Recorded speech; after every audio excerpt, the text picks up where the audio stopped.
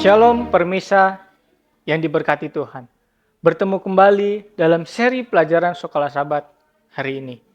Sebelum kita mempelajari Sekolah Sabat, mari saya undang untuk kita sama-sama berdoa, meminta tuntunan Roh Kudus.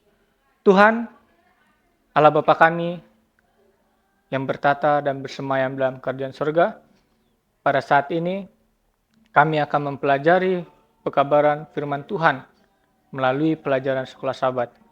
Biarlah apa yang kami pelajari boleh menambah pemahaman kami mengenai kebenaran akan firman-Mu ya Bapa. Terima kasih ya Bapa, di dalam nama Tuhan Yesus, Juru Selamat dan Penebus kami yang hidup. Amin.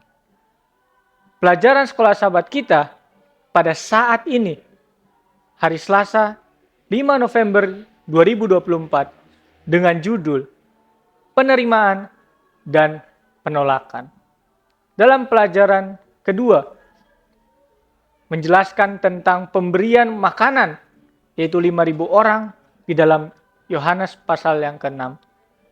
Nah, tetapi tidak membahas bagian akhir dari kisah tersebut yang akan dipelajari di sini. Dalam Yohanes pasal yang ke-6, ayat 51 sampai 71. Apakah Yesus katakan yang sulit diterima oleh orang banyak? Setelah baru saja diberi makan secara ajaib oleh Yesus, orang banyak siap untuk menobatkan Yesus sebagai raja. Dalam Yohanes pasal yang ke-6 ayat yang pertama sampai ayat yang ke-15. Namun kemudian ketika berbicara dengan mereka di sinagog Kapernaum, dia menjelaskan makna rohani dari mukjizat tersebut dengan mengatakan, "Akulah roti hidup." Dia juga menjelaskan lebih rinci bahwa roti ini adalah dagingnya.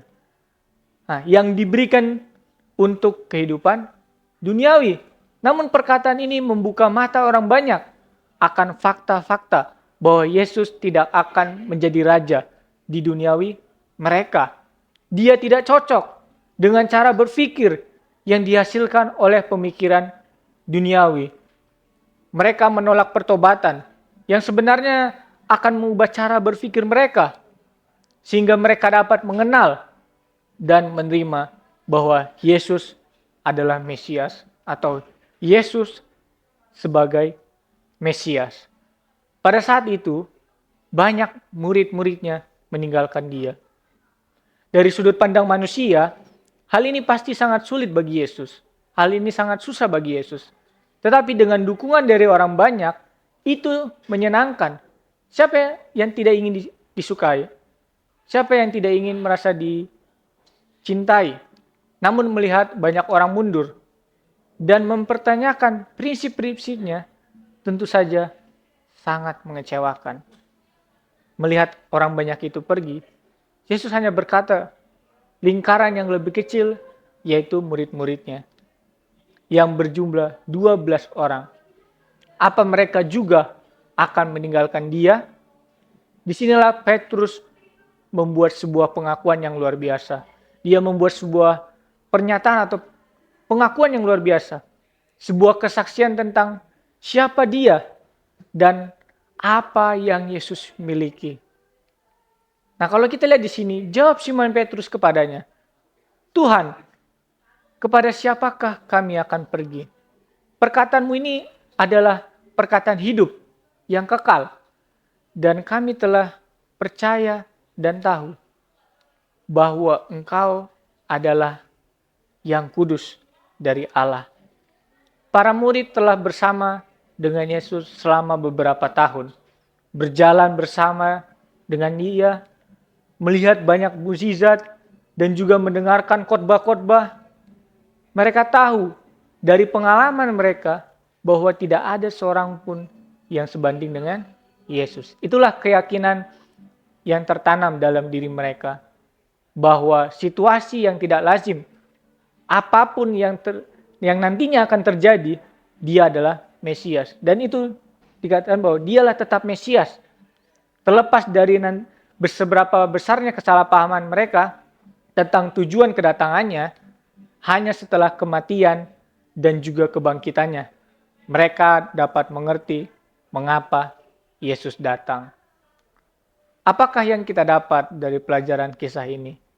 Tentang kenyataan bahwa mayoritas bisa saja salah. Mengapa kita harus mengingatkan atau kita harus mengingat hal ini?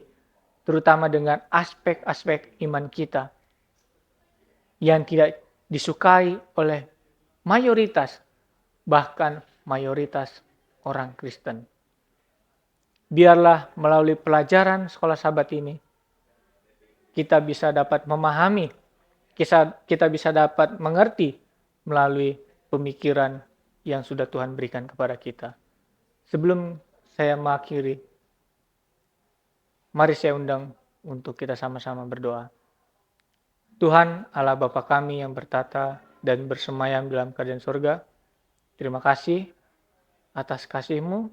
Pada saat ini kami sudah mendengarkan pelajaran mengenai penerimaan dan juga penolakan. Biarlah kami dapat memahami, biarlah kami dapat mengerti bahwa kami berpikir sesuai dengan kehendak-Mu. Dan ketika kami melakukan sesuatu, kami selalu mengandalkan dan menyerahkan itu kepada Tuhan. Tuhan, biarlah Engkau boleh mengurapi atau boleh memberikan berkat-berkat bagi orang-orang yang sudah bersama-sama mempelajari pelajaran sekolah Sabat ini. Biarlah Engkau memberkati setiap kegiatan, biarlah Engkau berkati setiap kehidupannya, biarlah Engkau memberkati setiap pekerjaan-pekerjaan yang dilakukannya. Biarlah Engkau berkati kesehatan ya Bapa. Itu boleh menjadi kepujian dan kemuliaan bagi nama Tuhan. Terima kasih ya Bapa. Di dalam nama Tuhan Yesus, Juru Selamat kami yang hidup. Amin.